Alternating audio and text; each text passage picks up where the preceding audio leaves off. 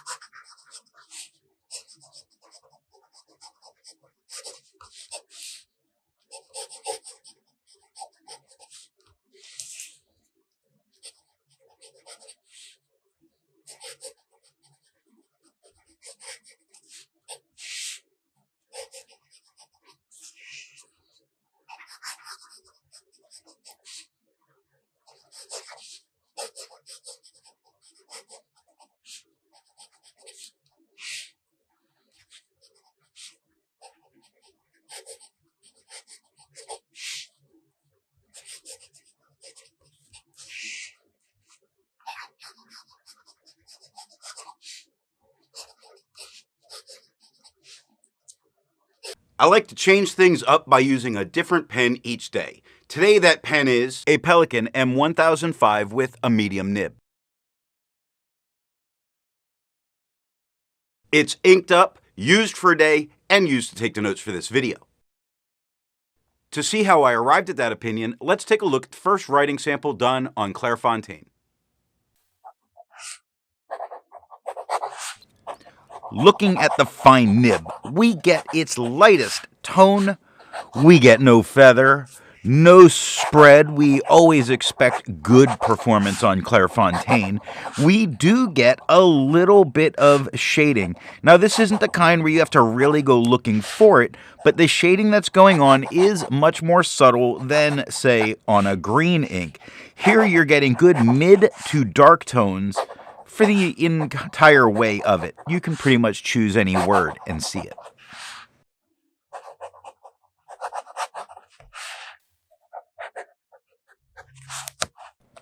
Looking at the medium nib, it is a bit darker than it was with the fine, and this is where we kind of lose a little bit of that pencil look for me. That's not lose the gray, but it looks the most like pencil. It does not feather, it does not spread, it does shade very well, and it's very important for gray inks to shade well because when using pencil, you do get tone variation as it passes back over itself.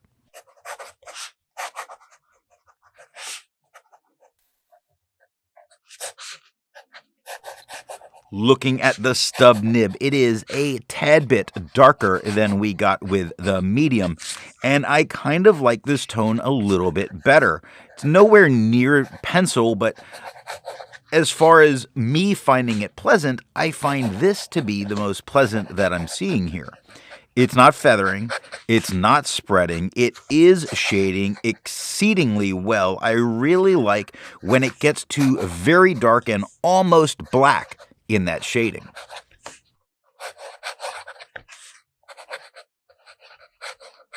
Looking at the back of the page, you see that we get no bleeding and no ghosting.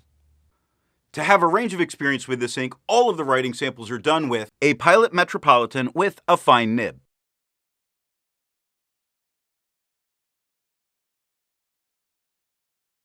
a Pilot Metropolitan with a medium nib,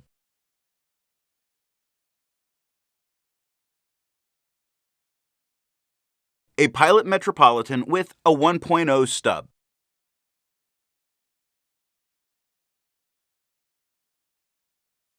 The next writing sample is done in a FieldNotes Steno notebook. Looking at the fine nib, it is a little bit darker than we had on the Clairfontaine and not really looking as close to pencil here. It is not feathering. It is not spreading. It is giving tiny little bits of shading, which always make me nervous on non-fountain pen paper.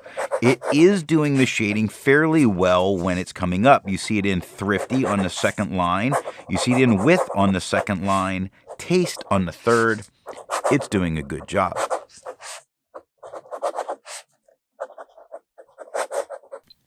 Looking at the medium nib, it is, in general, quite a bit darker than we got with in general, a little bit darker than we got with the fine.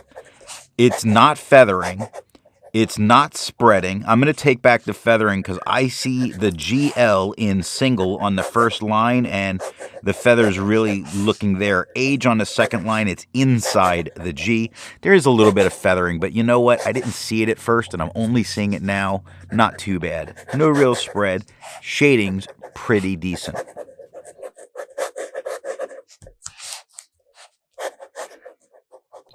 Looking at the stub nib, we get about the same tone that we had with the medium. It's the same range of tones. It's just that the majority of it is on the mid to darker side. Now, it is not feathering. I'm taking that second look, so I don't have to back up. It's not. It's not spreading. It is shading very well. Nowhere near as it did on the Clairfontaine. That shading there was spectacular. This is just decent. Looking at the back of the page, you see that we get some ghosting. The ink got a little deeper in there, but you could easily write back here and nothing bled through and touched the page underneath. I agree with Vita. There's a lot to learn by doing multiple chromatographies.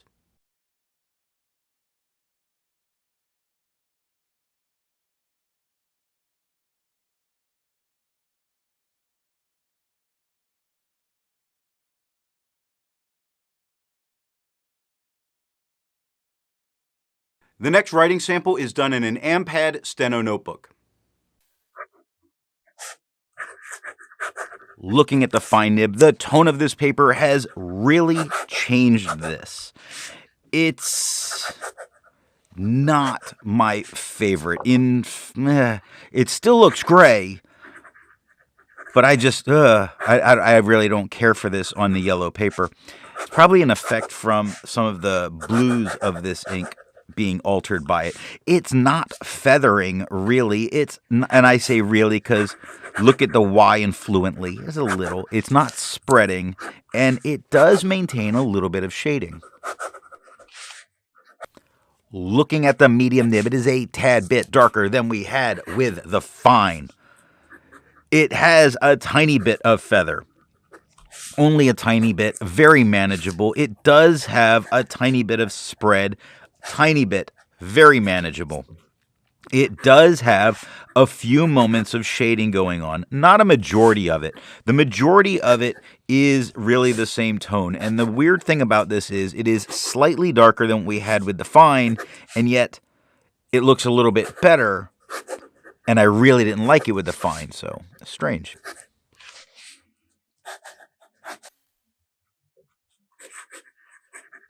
Looking at the stub nib, we get a little bit darker than we had with the medium, and here I'm not caring for it, which is always very funny that things flip-flop like that.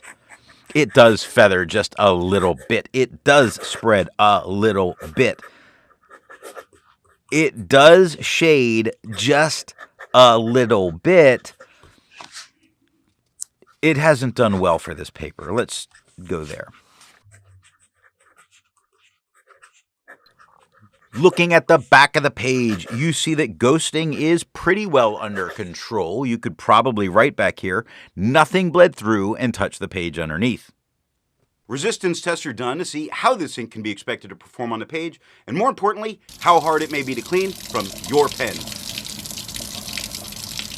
This smear is allowed to dry for 3 days before testing it.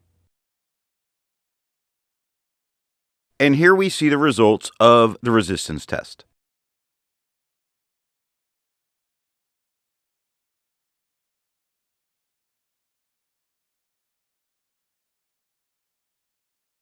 The next writing sample is done in a National Steno notebook. Looking at the fine nib, we get a little darker, just a little bit darker than we had with the Clairfontaine. Not being affected by this paper a ton. It is not feathering. It is not spreading. It's giving fairly decent shading going on. And I say fairly decent as in it's shading better than it did on the Clairfontaine. It's certainly much more noticeable in the darker tones. It's shading so much better.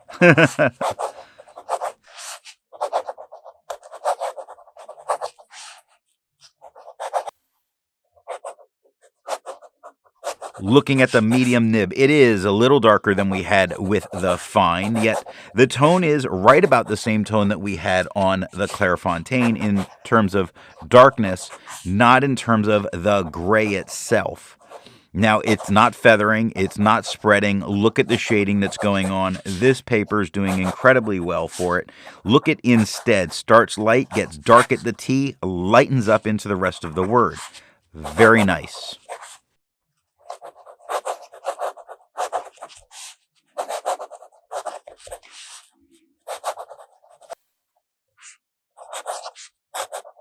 Looking at the stub nib, we see we get about the same tone that we had with the medium. Curious, I was expecting it to get a little bit darker, and it didn't. It's not feathering, it's not spreading, it is shading decent. And I say decent, meaning not as well on the Clairfontaine, but better than on some of the other non-fountain pen paper. Not as well, it's like it's not showing as nicely as it did on the fine.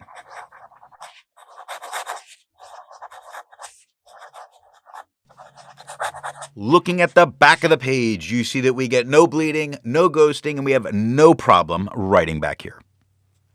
With over 1,000 inks reviewed, let's take a look at some color comparables. Here is Birmingham Pen Company, Jeff Goldblum, Independence Gray. Here is Diamine Gray.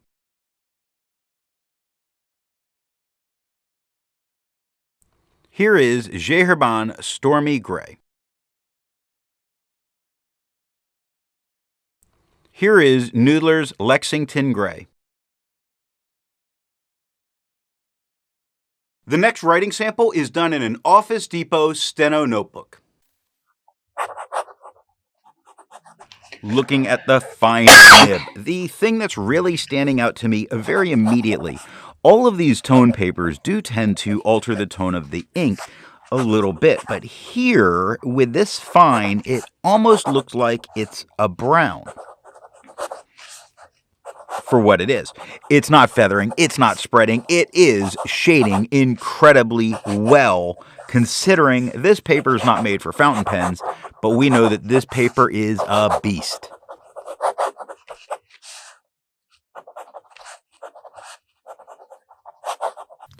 Looking at the medium nib, we get slightly darker a tone than we had with the fine.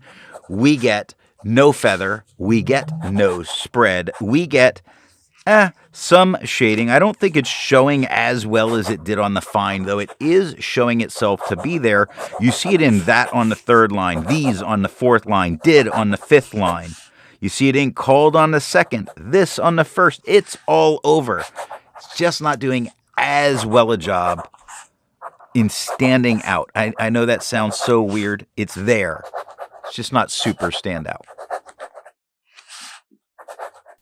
Looking at the stub nib, we see we get about the same tone that we had with the medium.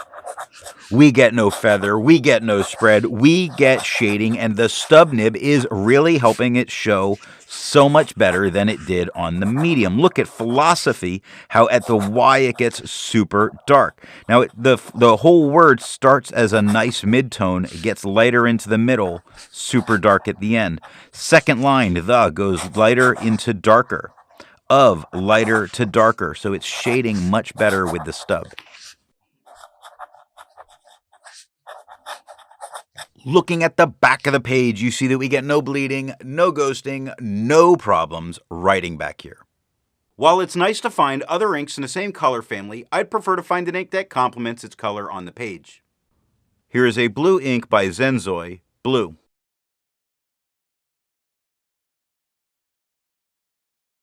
Here is a green ink by Sailor, their Kobe number 47, Aoya Cascade Green. Here is a purple ink by Noodlers, their Blue Upon the Plains of Abraham. Here is a magenta ink by KWZ, their Maroon number 2. The last writing sample is done on 20-pound copy paper. Looking at the fine nib, we get a tone that is a little bit darker, but very close to what we had with the Clairfontaine. The feathering is way under control. It's not horrible. It's definitely there, but this is copy paper. The spread is way under control. Again, not horrible. It's copy paper. The shading, there is some, and I don't think it's doing too bad. I just don't think that you use this paper thinking, I want to see the shading this ink can give.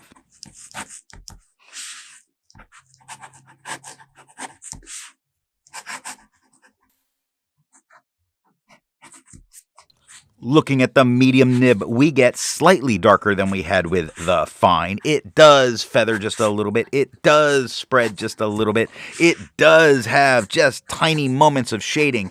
They are there. They're trying to be able to be there for you with copy paper. The people that love this copy paper, it's trying to help you. It's just not doing a great job of it.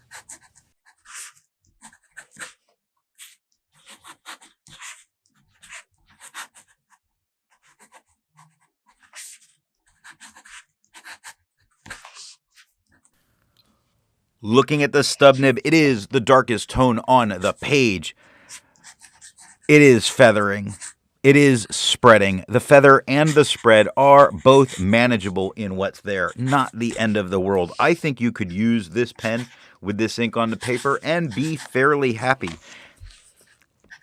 So not a big deal. It's, it's copy paper. Is it shading? There's a few moments that it shades that I just hope don't go bad. Looking at the page underneath, you see that the stub nib had a couple spots that bled, but not the fine or the medium. Looking at the back of the page, you see that you could not write back here because of the amount of ghosting.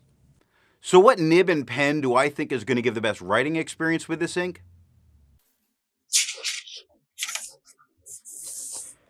This is best at its extremes.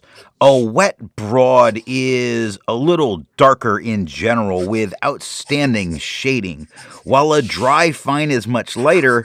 It's still easy to read and closer to a pencil in look.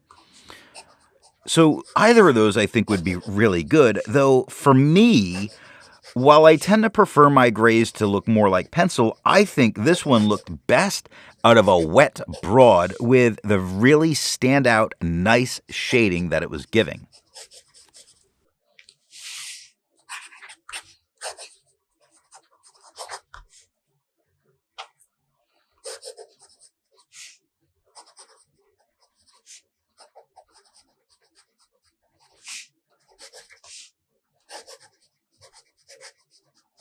I hope you got something out of this video, and if you did, do all that YouTubery stuff. Thanks for watching.